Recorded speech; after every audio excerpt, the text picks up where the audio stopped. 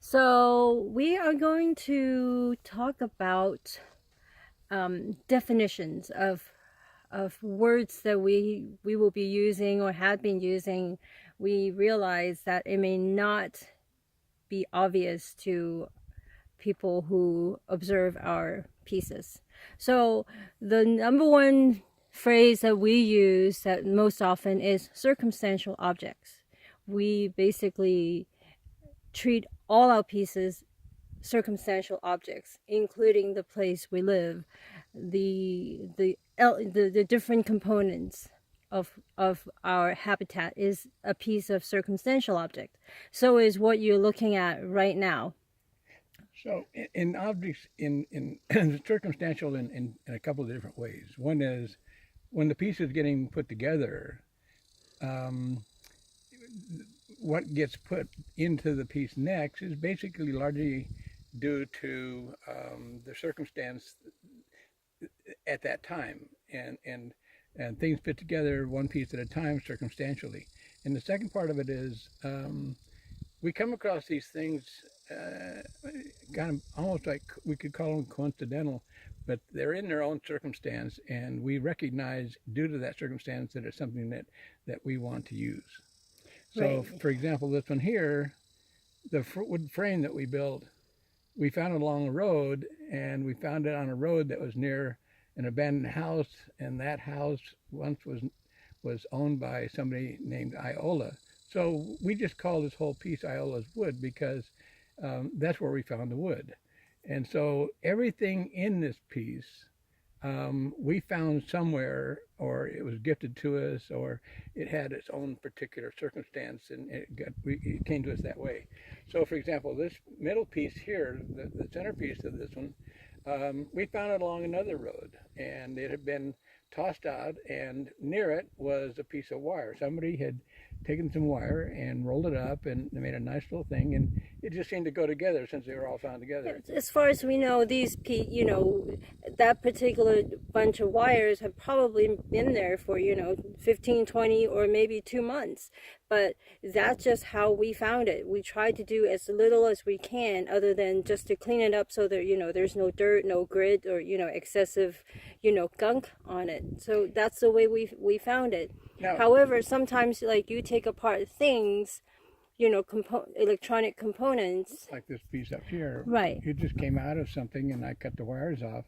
But before we get past that, there's a philosophy, a Japanese philosophy called wabi-sabi, which basically means that as things get older, they become more attractive, and we think that that's very true. So while this may be an old, pretty much weather-beaten piece of wood, we think it's extraordinarily beautiful, and the metal parts have aged well, and they have almost a patina that is hard to achieve with something new. So if this piece here had new parts right here, new screws and new piece of metal, it would not be nearly as attractive. And so the other parts of this all came to be in the same way. Now, we did have one new bolt, and that just sort of got tossed in there because while we were putting another piece down, we glued them in place. I needed something heavy to hold it in place while it was drying, and it looked so good. One shiny piece with all this old stuff. So it just worked this way. It was due to the circumstances of this being put together that large nut is in that place.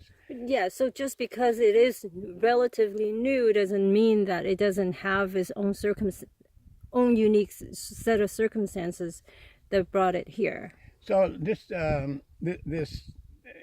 cardboard that is a background.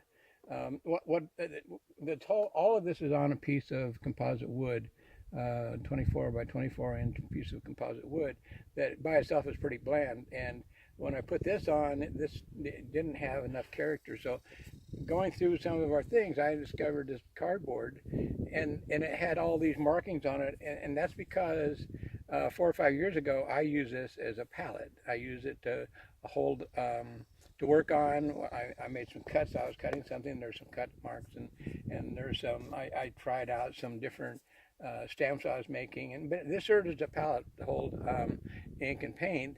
And so it just fit because it had, it had some character that I liked, and it went very well with these other things.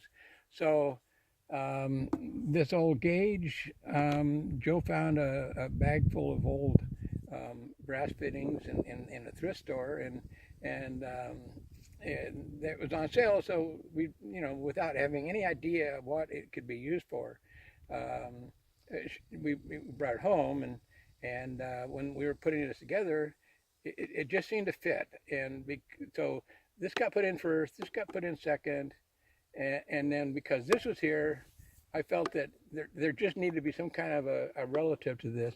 The diagonal became part of it, and so when that got in there, something needed to be put up here, and the wire made a suggestion that this little piece of braided wire would fit pretty good. And so the circumstances of how this got put together, it just was one piece at a time. And due to the circumstances of how the whole thing looked, it got to a point where it looks like it's pretty much finished. It's always very hard to know if we have finished something. So this will be an incredibly complex piece to create from scratch. If we were to age the wires, we were to age the wood for years and years, and then we have to, for example, just the cardboard backing, in order to create that from scratch intentionally will take a long time. No, However, these are, in a way, they are already created in an unconscious way way before we ever think to put them together. And I think that is the beauty, and that's why we call them circumstantial, because they all have their own history, circumstances, singular to each piece existence. So we have the name Iola's Wood, and it was done last month, June, and we wrote where it was made in Cloudster. Cloudster is our home in the Sonoran Desert. So I wonder what happens if you turn it on to its side with Cloudster on top. Well, so that would be another circumstance. Do you want me to do it? yeah, I'll go ahead and do it. So one of the things that I learned in art school is always to try a different look. Look at that. To look how it balances, and I think it balances out pretty well.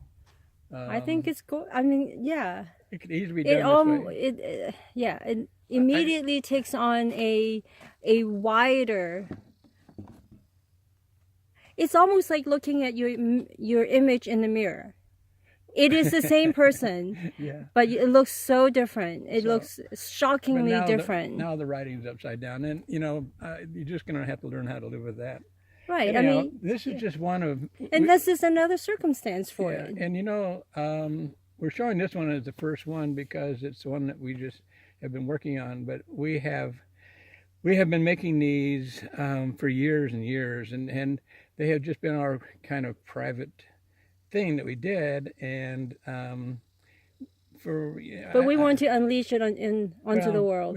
We decided it's something that we should show people, just in case there's somebody out there who might be interested in the same sort of thing. And I would like to point out that the pointer is a piece of dead cactus, the big cactus that are in the background, saguaro cactus, and when the cactus dies, these ribs show up, and these are the things that hold the cactus upright. And so we have a little piece here. It just kind of fit on the edge of the centerpiece of wood. So we'll be, the goal is to be showing some of the